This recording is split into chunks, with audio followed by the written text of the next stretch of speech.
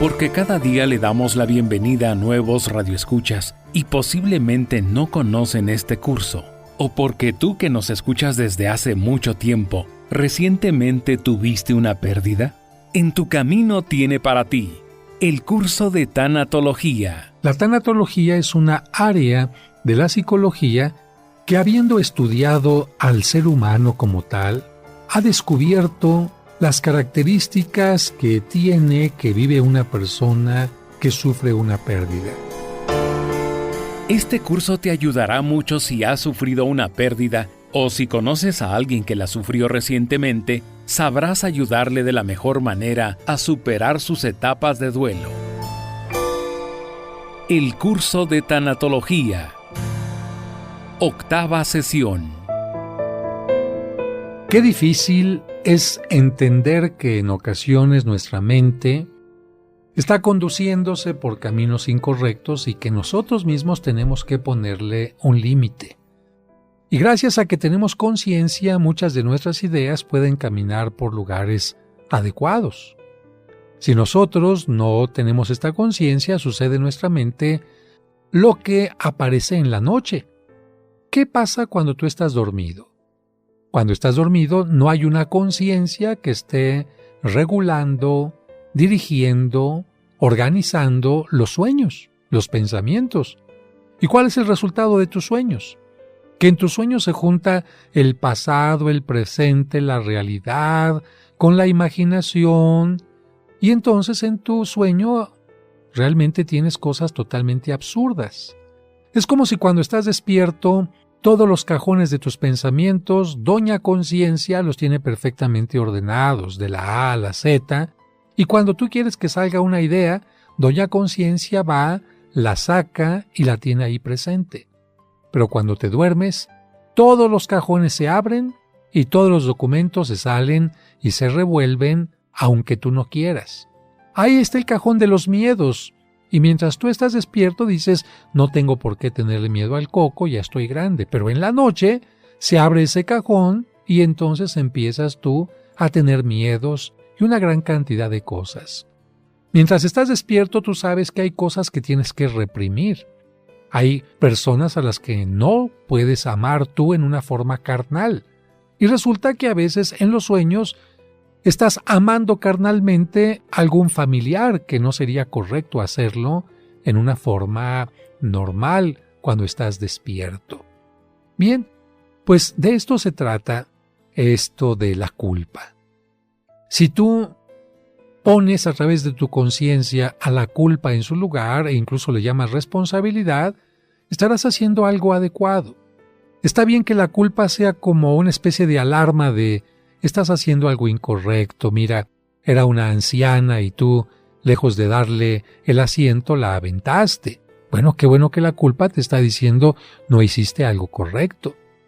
La culpa, qué bueno que aparezca y te diga, mira, rompiste el parabrisas de ese auto porque, pues no sé, con algún objeto que no querías y estás huyendo. ¿Por qué no pagas tú este daño que hiciste? O bien, si al médico de repente le falla alguna operación por negligencia, qué bueno que la culpa aparezca y le diga, no hiciste lo correcto, dejaste de hacer esto, qué bueno. Pero qué malo cuando la culpa empieza a dominar todo el cerebro y entonces ya ni siquiera nos permite remediar un problema, sino se convierte en una carga que nos impide vivir. Hemos dicho que la culpa, particularmente cuando tenemos una pérdida, dentro de las etapas del duelo, va a ser una etapa muy importante. Y te voy a poner un ejemplo. Mira, si el médico, cuando tu mamá está enferma, se la lleva al hospital y se muere, el médico tuvo la culpa. Si la deja en tu casa y no la lleva al hospital, el médico tuvo la culpa. Si le dieron más medicina o menos medicina, o le dieron otra medicina o no se la dieron, el médico tuvo la culpa. De tal manera que aquí estamos viendo que se está actuando en una forma irracional. Se están dejando salir emociones y aunque las emociones son buenas, no son buenas cuando empiezan a ser exageradas o neuróticas. Comentábamos entre los ejemplos de la ocasión anterior, en que había una mujer llamada Naela. Ella siempre se preocupó por su madre hasta el extremo, diría yo. Por ella renunció a una carrera, a conocer amigos, a viajar y al matrimonio. Antes de que su madre muriera, la atendió al máximo, gastó sus ahorros en medicamentos, pasó noches en vela, le soportó sus impaciencias y caprichos, pero cierto día Naela le preparó el desayuno y luego se dio una ducha. Mientras estaba en el baño, la señora sufrió un paro cardíaco fulminante y murió. Naela sufrió mucho y aumentó su sufrimiento, sintiéndose culpable por no haber estado en el momento del deceso. Pensaba, si me hubiera bañado más rápido, si no me hubiera separado de ella, no hubiera muerto sola. Piensa constantemente Naela con remordimiento sobre el suceso y agiganta, esto es lo delicado, agiganta la proporción del problema. Estos pensamientos muestran que Naela tiene una culpa neurótica que va más allá de lo razonable. Fíjate, si no me hubiera metido a bañar, si no me hubiera quedado tanto tiempo dormida, si a lo mejor hubiera hecho otra cosa. Esto no es correcto porque nosotros no tenemos control de la realidad, control completo de lo que sucede, no somos Dios. Naela no está entendiendo su limitación humana ni comprende que hay cosas que no estaban en sus manos. Estaba en las manos el funcionamiento del corazón de la mamá, estaba en las manos de Naela la temperatura, porque a veces la temperatura tiene mucho que ver con lo que está pasando en nuestro cuerpo. Naela tenía control de los pensamientos de su mamá, porque a veces los pensamientos, buenos o malos, propician una mayor o menor agitación. ¿Tú crees que Naela podía tener este control realmente sobre lo que estaba pasando en su mamá? Más que valorar todos sus esfuerzos y sacrificios, más que pensar, fui una buena hija, no me casé por ella, no terminé una carrera por ella, le construí una casita, le preparé desayuno, comida y cena tanto tiempo, en fin, más que valorar todo esto, Naela se centra solo en su culpa. Además de manejar el duelo, que todo mundo tiene que manejar cuando hay una pérdida, Naela deberá buscar ayuda para comprenderse mejor, porque de lo contrario, Naela puede quedarse en esta etapa de culpa. Y acuérdate, desde el principio del curso de tanatología hemos dicho que el duelo es una conjunción de varias etapas, de shock, de negación, de afloración de emociones y sentimientos, de depresión, de pánico, de culpa. Y si una persona se queda atorada en cualquiera de estas etapas, no termina el duelo y no se puede reintegrar a la vida en una forma correcta y normal. Así que, si Naela, o en este caso tú, porque tú eres el importante en este curso, te estás aferrando a una culpa neurótica, entonces necesitas ayuda profesional. Vamos a ver algunos otros ejemplos, si les parece, para que quede muy claro esto de culpa neurótica o culpa real.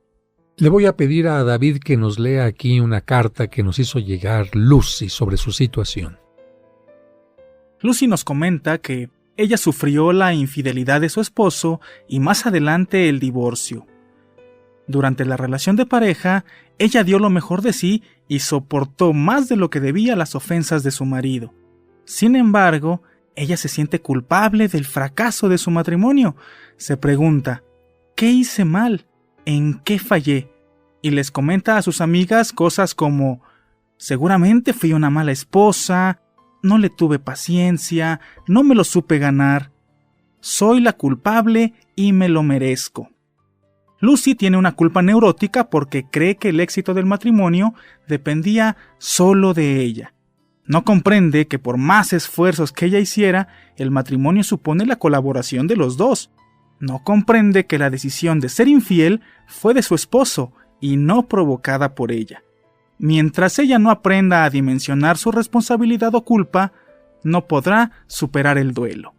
Bien, ahí tenemos un ejemplo muy claro de cómo en una situación desde fuera tan clara para todo mundo, para dentro de la mente de Lucy, hay una culpa neurótica. En una infidelidad, como lo ha dicho David, ¿quién tendría que ser el responsable de esa infidelidad? Evidentemente que la persona que es infiel. Normalmente las personas infieles tratan de culpar al otro. Es que no me atendiste, es que no hacías las cosas como yo quería, es que ya no te arreglas, es que no hay ninguna razón para una infidelidad.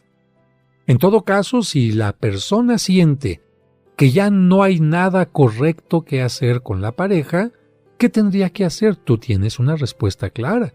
Tendría que decirle claramente: no puedo continuar la relación contigo, ya no siento nada, ya no me gustas, ya no quiero, encontré otra pareja, lo que sea, pero tendría que terminar una relación en una forma honesta. Pero no podría decir él: es que ando con la otra porque tú esto y aquello más. No. Una característica de la gente infiel siempre va a ser culpar al otro.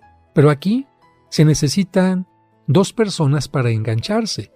Si el desgraciado, la sinvergüenza, quieren echarte la culpa por su infidelidad, tú sabes si te enganchas y dices: sí, yo soy la culpable, yo lo orillé, yo la orillé. O tú dices: no, señor, yo no tengo por qué aceptar esta culpa que están poniendo en mí. Además de sufrir la infidelidad, me hacen sentir culpable, nada más eso faltaba. Vamos a continuar hablando sobre este tema.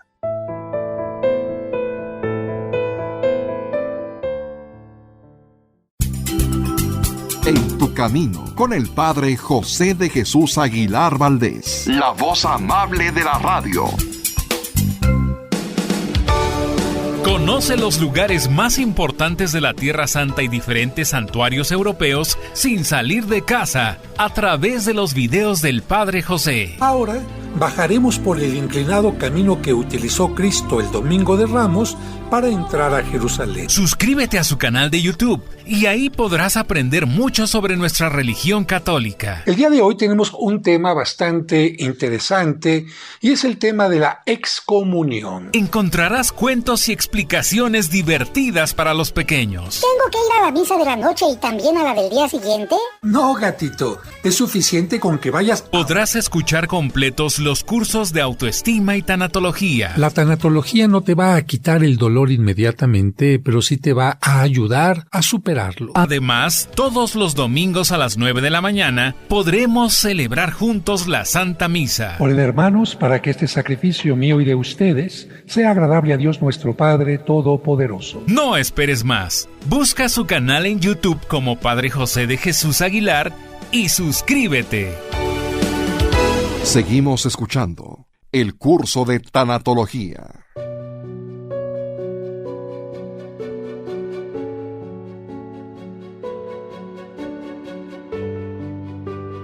Este tema de las culpas neuróticas o normales es muy interesante. Yo te quiero comentar que si tú sufriste una infidelidad, de ninguna manera permitas que el sentido de culpa se apodere de ti. No porque no te arregles, no porque no seas atractiva según el otro, no porque tengas muchos hijos, no porque no hayas querido salir, no porque no hayas querido hacer las cosas como el otro. Tú no eres causante de esa infidelidad. Es que no hice lo suficiente, es que no salvé el matrimonio. Absolutamente no es correcto tener este tipo de pensamiento. El matrimonio es de dos personas. Y simplemente si el otro no quiso, tú no lo vas a obligar. Pero lo que sí puedes hacer es no le vas a permitir que sea infiel. No le vas a permitir que te falte al respeto. No le vas a permitir que tenga casa grande y casa chica y que esté jugando contigo como se le pegue la gana. Eso no. Y mucho menos permitir que el otro haga lo que quiera y después tú sentirte culpable por lo que él o por lo que ella hizo. Eso sería una culpa neurótica. Puedes sufrir la infidelidad, pero no sentirte culpable. Tenemos otro caso sobre Consuelo. David, por favor. Consuelo es una madre de familia que educó de la mejor manera a sus hijos. Aunque era madre soltera, ella siempre se esforzó por darles lo mejor. Les inculcó valores morales y siempre les dio el mejor ejemplo. Sin embargo, cuando uno de sus hijos cumplió 24 años, éste eligió el camino del mal. Sin que ella lo supiera, decidió dedicarse a la venta de droga. En 2 años, a espaldas de su madre, se volvió un delincuente peligroso.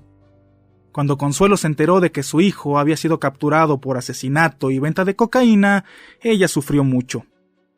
A la distancia que la cárcel ponía entre ellos, la decepción por la mentira de su hijo, ella añadía también un gran sentimiento de culpa. Se acusaba de ser madre soltera, de darle a su hijo muy poco amor, de no estar con él todo el tiempo, de no tener dinero suficiente para poder sacarlo de la cárcel, entre muchas otras cosas. En este caso podemos ver que Consuelo también sufre una culpa neurótica que complica el dolor por la pérdida de su hijo.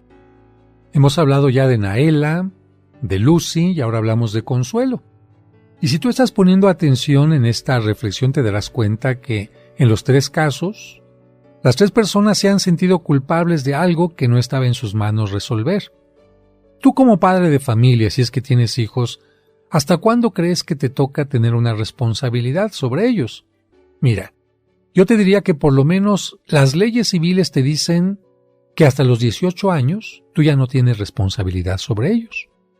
Si tu hijo comete una acción equivocada, un delito, antes de los 18, a tu hijo no lo van a meter a la cárcel, van a decir, es que en gran parte sus padres son responsables de lo que está pasando, está todavía en tiempo de formación, está todavía en tiempo de educación, y todavía podría tener cierta moldeabilidad si sus padres quieren hacerlo.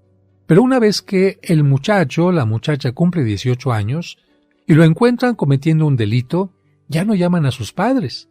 Él tiene que afrontar directamente el juicio, la condena, y entonces ya ahí no se le lleva a un tutelar para menores, sino a una cárcel. ¿Qué significa eso? Que el joven es totalmente responsable de lo que haga. Si un muchacho de 21 años embaraza a una muchacha, serán los papás los culpables, es que no lo cuidé, es que no le di un condón, es que no le puse una cámara para seguirlo, es que no le puse un chaperón, es que no le puse un cinturón de castidad. Eso ya no le toca a los padres de familia. Si un muchacho empieza, como en este caso, a vender droga, a asesinar, si un muchacho deja de ir a la escuela, si un muchacho decide casarse con una mujer mucho mayor, si el muchacho decide ser un hombre abiertamente homosexual, si el muchacho decide hacer lo que sea, esto ya no es una decisión que dependa de los papás. Qué terrible que haya papás que digan, es que mi hijo no estudió por mi culpa. Mira, yo te diría que quizás primaria y secundaria podrías haber hecho algo. Pero ¿te imaginas cómo se vería una mamá llevando a su hijo de la oreja amarrado a la escuela superior? ¿Te imaginas cómo se vería un papá que acompaña a su hijo todo el tiempo a las fiestas y no lo deja en ningún momento? ¿Te imaginas cómo se verían los papás de un muchacho que tiene que viajar al extranjero porque le dieron una beca y los papás todo el tiempo lo acompañan? Esto sería totalmente absurdo. No está en la vida de los papás la vida de los hijos. De ninguna manera los papás pueden controlar al 100% lo que un hijo tiene que responder por su propia vida. Y si lo hicieran estaría muy mal. El hijo tendría derecho a demandar a los papás porque se están metiendo en algo que es su propia vida. Así que en este caso, Consuelo, ¿por qué te sientes culpable de que tu hijo haya tomado una mala decisión? Consuelo, si estuviera aquí y yo le preguntara, Consuelo, ¿trataste de darle lo mejor? Pues sí. Oye, Consuelo, ¿tú fuiste una madre soltera porque quisiste hacerle daño? No, pues simplemente el papá ya no quiso seguir. Oye, ¿y tú preferiste tenerlo a abortarlo? Claro, porque para mí mi hijo siempre fue muy importante. ¿Qué escuela le diste? La mejor, incluso lo metí a una escuela de paga para que tuviera un buen ambiente. En la secundaria, ¿qué hiciste por él? No, pues incluso lo metí a escuelas de karate, escuelas de valores para que tuvieran un crecimiento adecuado. ¿Y qué más? Todo lo mejor. Consuelo, ¿depende de ti que haya tomado esa mala decisión? Pues es que sí, padre, porque fíjese que empezó a conocer mal los amigos. ¿Y tú crees que podías correrle a los amigos cuando ella era mayor de edad? ¿Tú crees que podías acompañarlo a todos lados donde él se reunía con esta gentuza? Pues no. Ok, entonces vamos a entender las cosas. Consuelo, puedes decir, me duele mucho que mi hijo haya tomado esta decisión. Me duele mucho no poder responder por él. Me duele mucho que tenga que pasar un tiempo en la cárcel, pero no es mi culpa. A ver, Lucy, en tu caso, ¿qué vas a poder decir?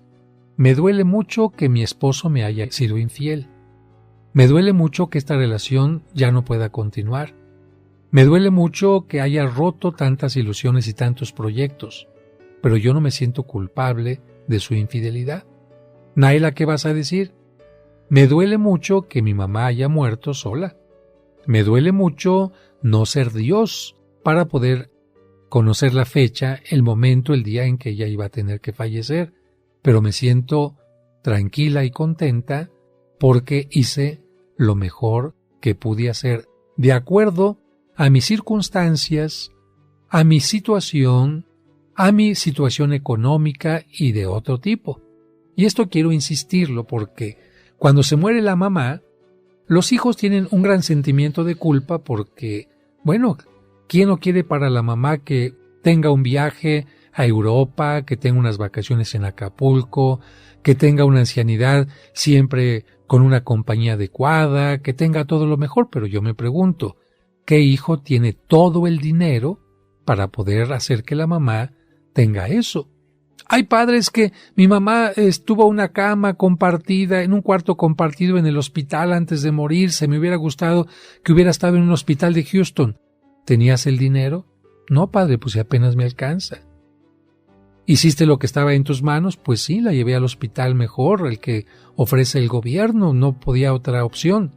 La acompañaste en la medida de lo posible, pues las horas que nos dejaban entrar, porque no dejaban entrar todo el tiempo. Bueno, entonces estás haciendo de acuerdo a tus circunstancias, a tus posibilidades. Si tú dijeras, es que tuve que haber hecho más, entonces estamos entrando en el caso de la culpa neurótica, de la culpa enfermiza, y esa te puede acompañar a lo largo de toda tu vida.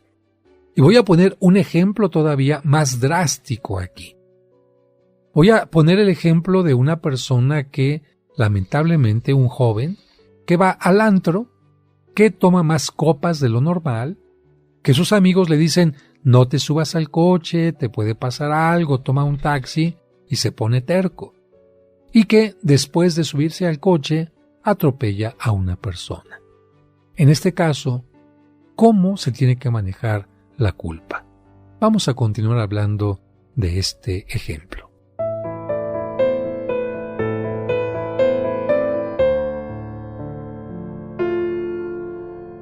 Hacemos una pausa y al regreso seguimos escuchando el curso de tanatología.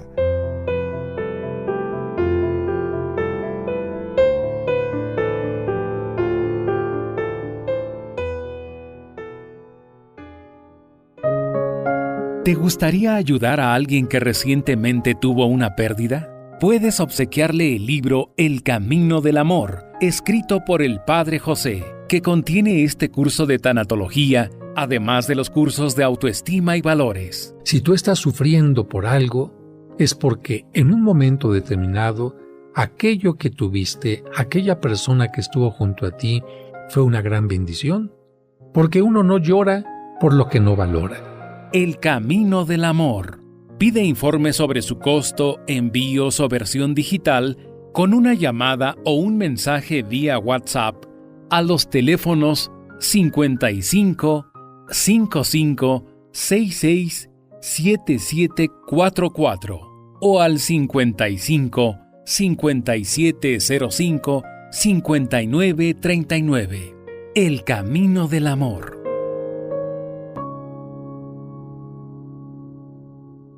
En tu camino.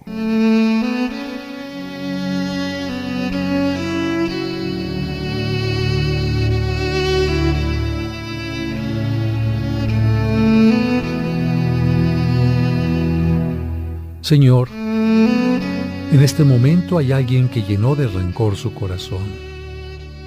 Ayúdale a comprender que el rencor es como veneno que destruye. Te pido que les ayudes a perdonar a quien reconoce su error y le den una nueva oportunidad. Amén.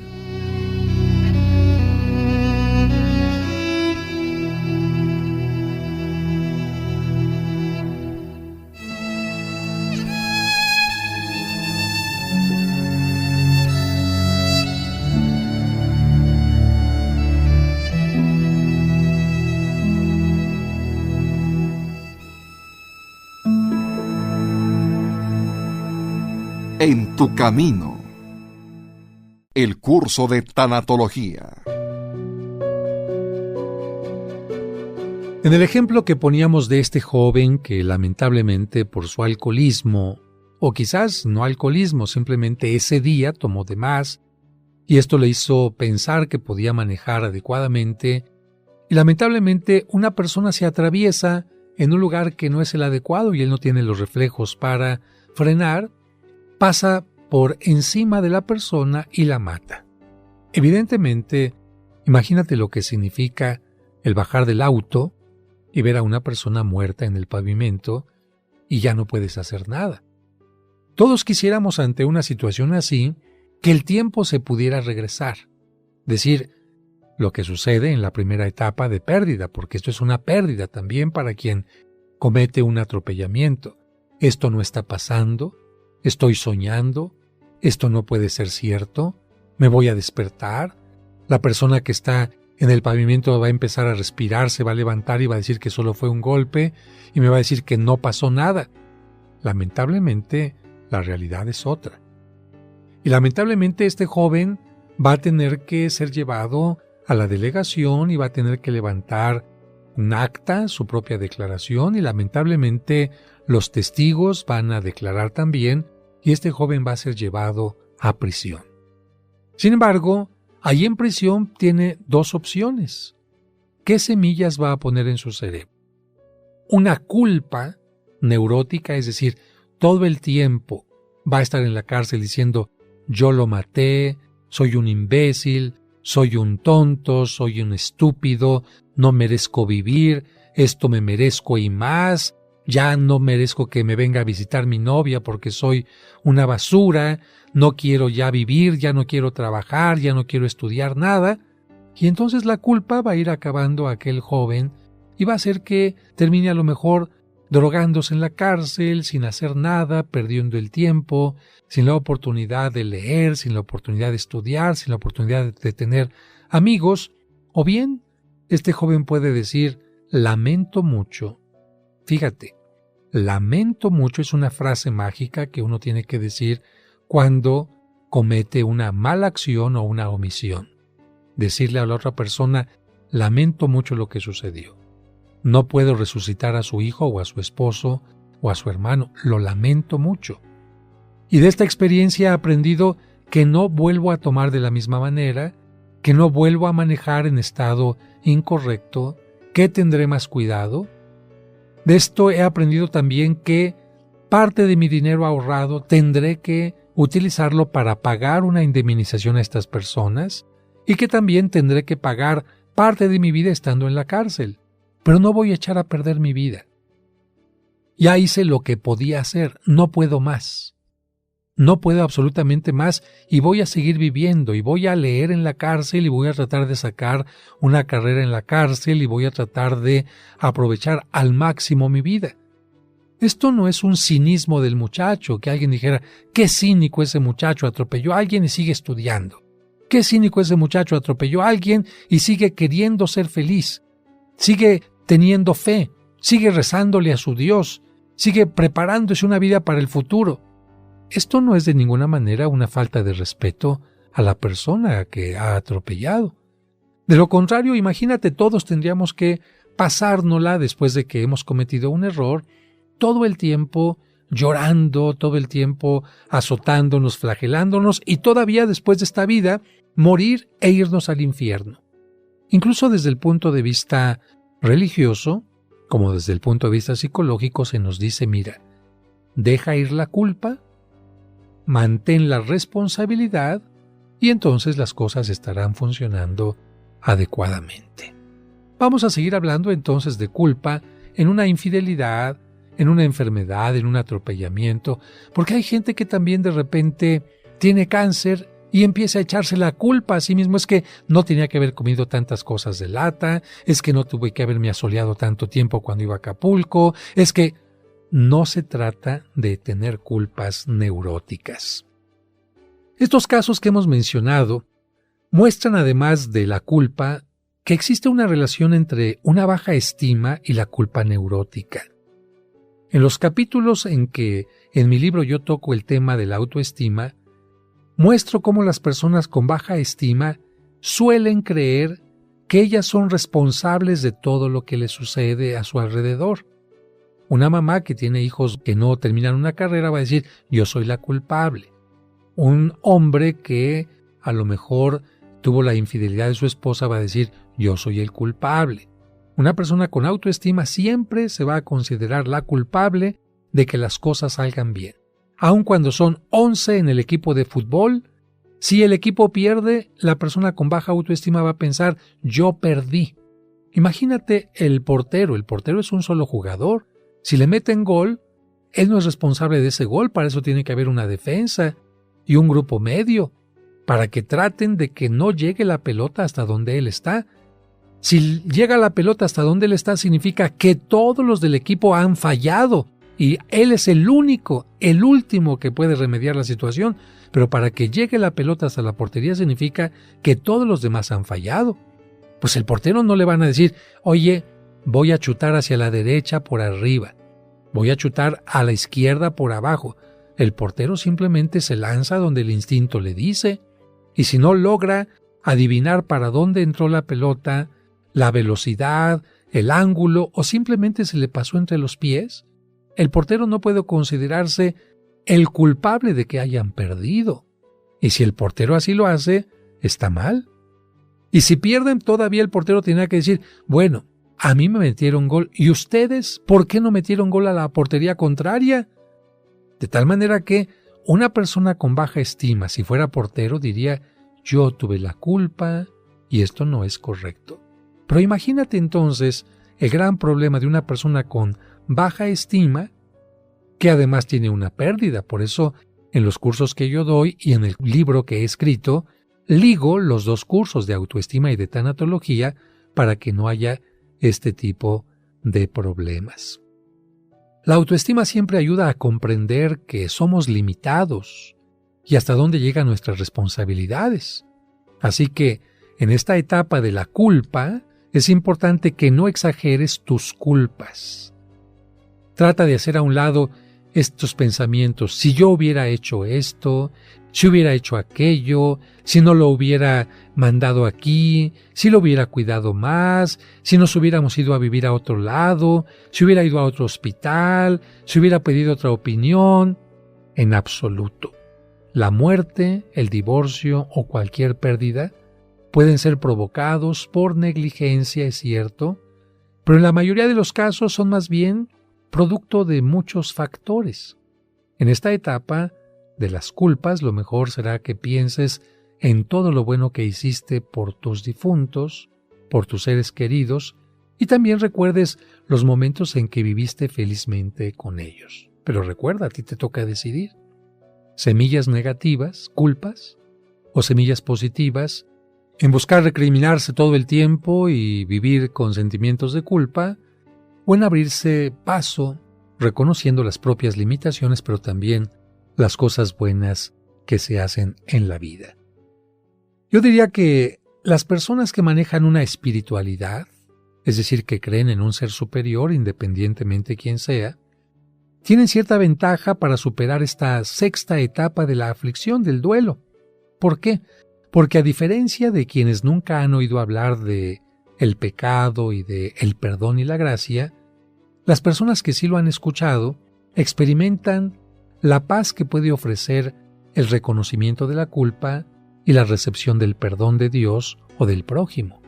Cuando uno aprende que uno puede ser perdonado por Dios y por uno mismo e incluso por los demás, la situación es totalmente distinta. Vamos a concluir esta idea. Mira, la culpa no resuelta, la culpa neurótica, la culpa constante Y las emociones confusas que parten de esta culpa hacen miserable a quien las padece y pueden desembocar en una depresión grave. Así que yo te invitaría que si constantemente te estás culpando, trates de no caer en una depresión y busques ayuda. Cambia simplemente de pensamiento y si no, solicita ayuda con un terapeuta. Es importante que enfrentemos las culpas normales y también las neuróticas para darle solución. Un terapeuta, un consejero religioso o simplemente un buen amigo, yo te recomendaría esto, un buen amigo, pueden ser de gran ayuda si nos atrevemos a hablar con ellos de lo que nos está pasando sin temor o vergüenza. Que hables sin temor o vergüenza de tus sentimientos de culpa, decir, fíjate que me siento culpable porque no acompañé a mi mamá, porque hice esto, porque con mis hijos fui muy duro, en fin. Yo te aseguro que la comprensión de tu amigo, de tu amiga, y la comprensión que siempre tenemos, la comprensión de Dios, van a poner en su lugar, adecuadamente, equilibradamente, la culpa. Repito, la culpa es como una alarma que si está bien calibrada, te va a ayudar a distinguir cuando estás haciendo mal, cuando estás dejando de hacer el bien, cuando estás haciendo algo incorrecto, pero cuando la culpa no está bien calibrada y es exagerada, te puede echar a perder la vida. Y además, de aquí vendría el siguiente punto. Cuando tú empiezas a echar la culpa a alguien o a algo, o a ti mismo, ¿qué vas a buscar como consecuencia? Aquella que tenga la culpa tendrá forzosa y obligatoriamente que pagar lo que hizo. Por lo tanto, con este pensamiento, ¿qué crees que va a provocar la culpa en ti? Hostilidad y resentimiento. Hacemos una pausa y al regreso seguimos escuchando el curso de tanatología.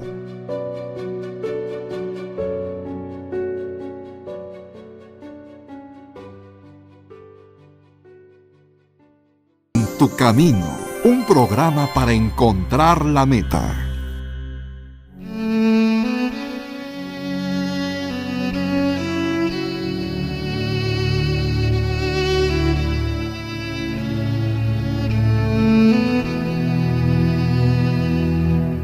Señor, gracias por esta semana que está terminando.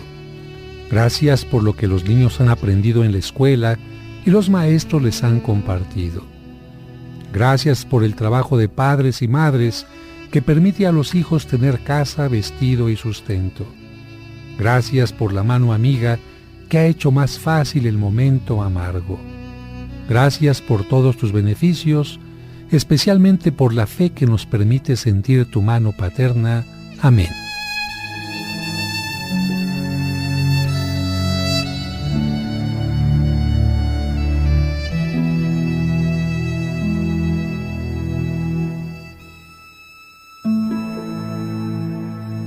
Seguimos escuchando el curso de tanatología.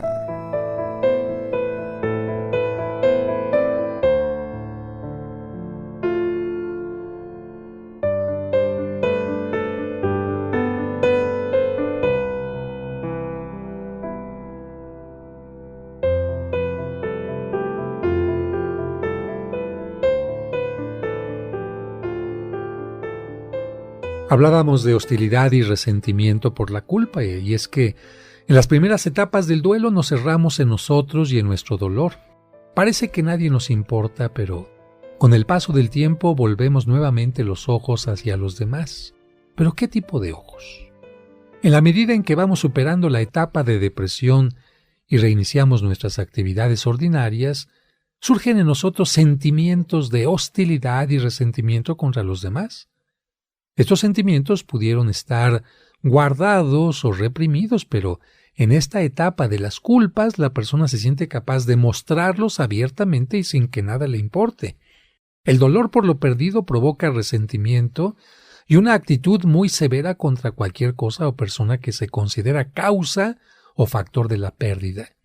En esta etapa no solo se buscan causas de lo sucedido, sino, sobre todo, culpables. Y cuando creemos encontrarlos, pues se les muestra toda la hostilidad posible y les reprochamos por el daño que supuestamente ocasionaron. Vamos a escuchar el caso de Alfonso en primer lugar. Alfonso tuvo un accidente muy grave que lo puso en peligro de muerte. El médico consultó a los especialistas y le sugirieron una operación que evitara el sangrado interno. Si no lo hacía, Alfonso moriría ahogado con su propia sangre. El médico informó a los familiares lo delicado de la situación y ellos dieron su aprobación. No obstante todos los esfuerzos del equipo de cirujanos, el enfermo sufrió un paro cardíaco y murió durante la operación. Aunque sus familiares conocían los resultados del accidente y la delicada salud del paciente, mostraron su hostilidad hacia el médico principal, acusándolo de haber causado la muerte de Alfonso. Aquí estamos en una situación equivocada. El médico no fue el causante del accidente, ni de los golpes que recibió el joven, ni de la forma en que actuaban los medicamentos, ni de la forma en que iba a responder el cuerpo del muchacho. Sin embargo, en una forma equivocada, los familiares lo están culpando y echando todo su resentimiento, todo su dolor en este médico. Vamos al siguiente caso. Marisela estuvo al cuidado de su madre anciana.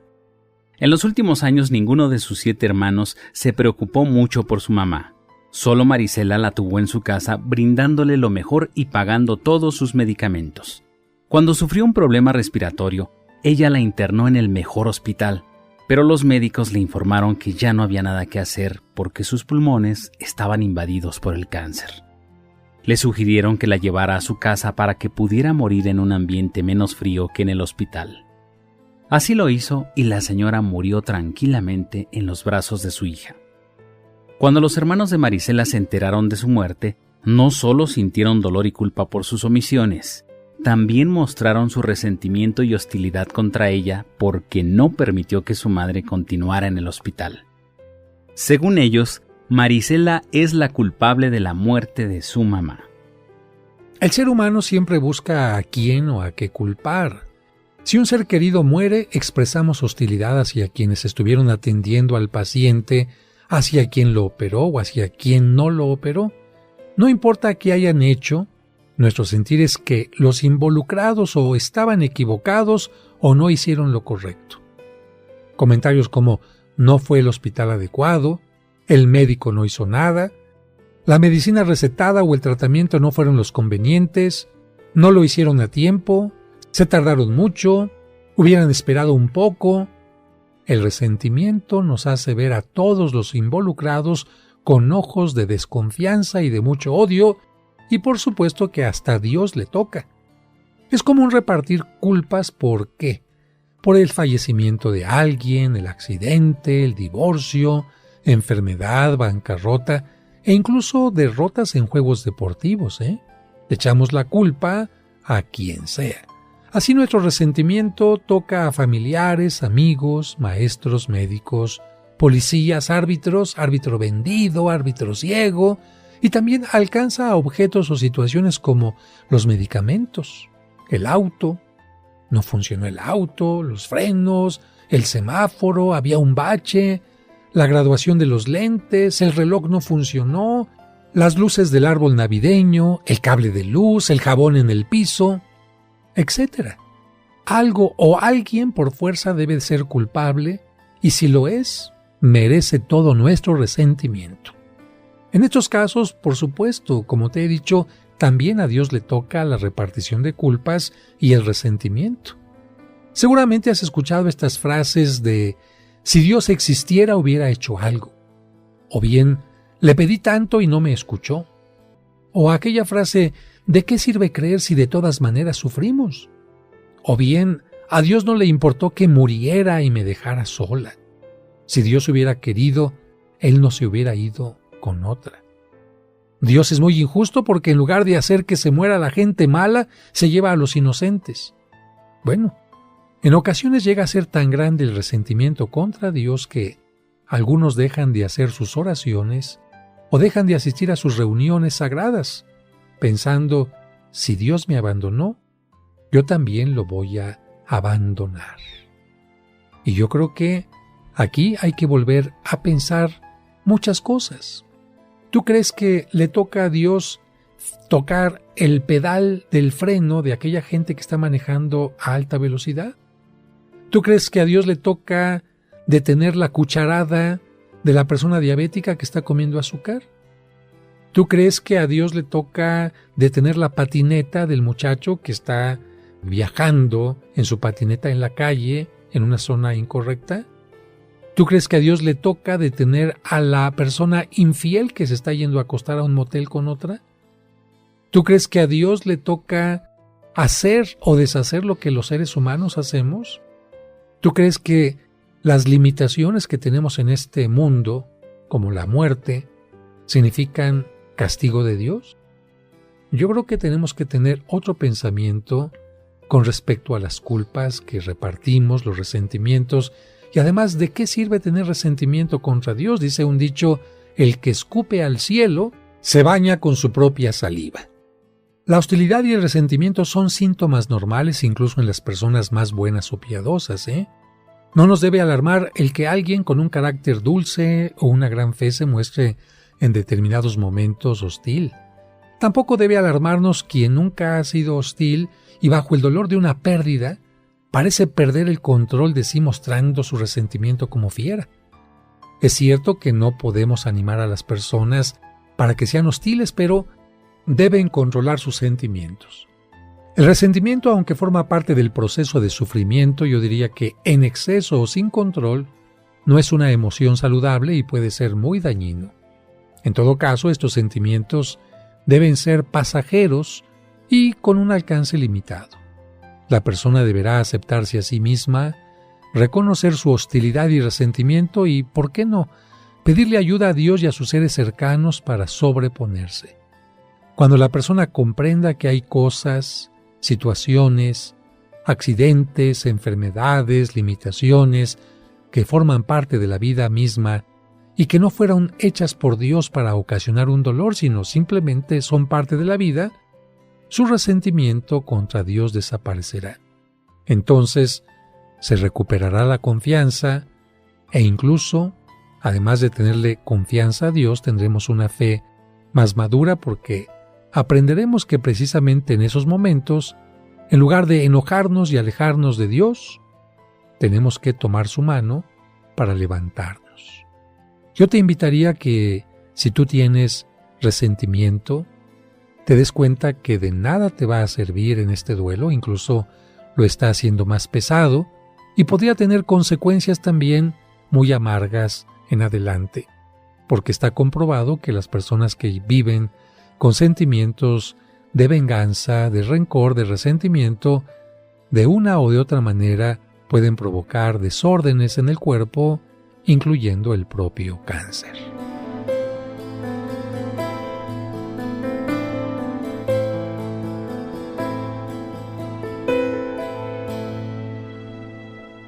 No olvides que el próximo lunes continuaremos con el curso de tanatología.